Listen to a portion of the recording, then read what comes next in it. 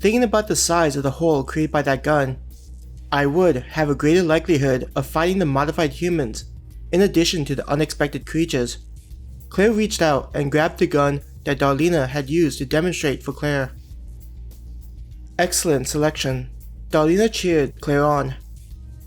Not paying attention to the robot, Claire's eyes scanned the remaining weapon to determine her second one. Though this gun is powerful, from my understanding, it's something that's used for short-range combat. For me to survive, I need to be able to handle both short and long-range conflicts, Claire thought to herself. Walking over to where the long-range weapons were sitting, Claire looked at each of them. Checking out the bow and crossbow, Claire noticed her second choice. Taking the gun, Claire held both her selections in each of her hands. That's a smart combination, Darlena nodded. The gun can handle short-range targets, while the rifle is useful against long-range ones.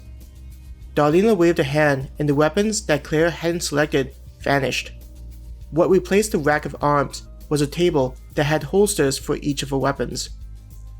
These will be useful for keeping your hands free when you're going through the simulator. Each of the straps has already been adjusted to fit your body.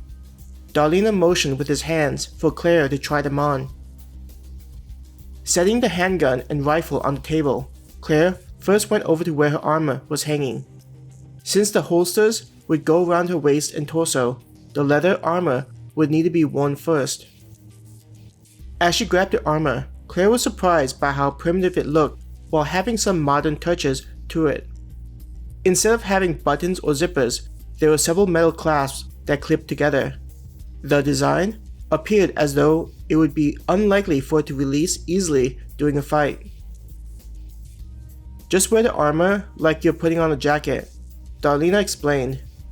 It's designed to be flexible and not restrict your movement.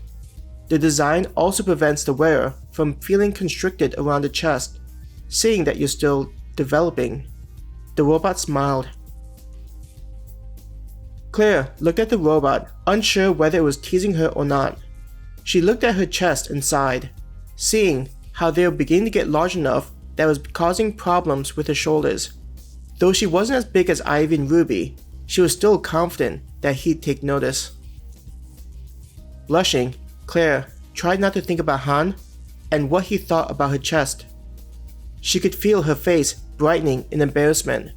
Quickly grabbing the armor, she stuck her arms through the openings just like she had done with the jacket.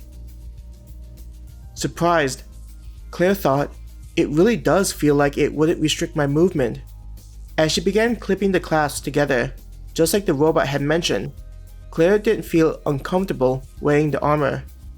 She thought that it would be uncomfortable on her breasts, but instead, the armor seemed to mold itself to fit her cup size.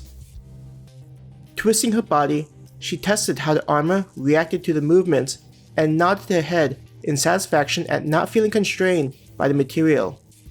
Though it appeared to be one thing of leather, the armor was able to move in the right places.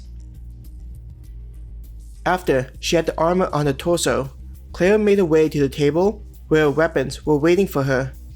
Reaching the table, the first thing she did was grab the holster for the handgun first.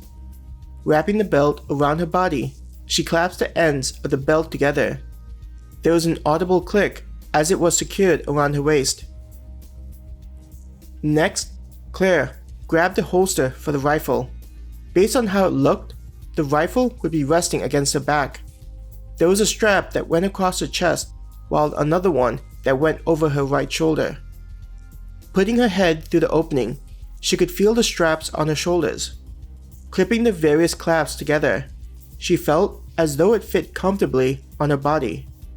Though it was the first time she had put on such things, Claire felt as though it was appropriate with both the handgun and rifle holsters on her form.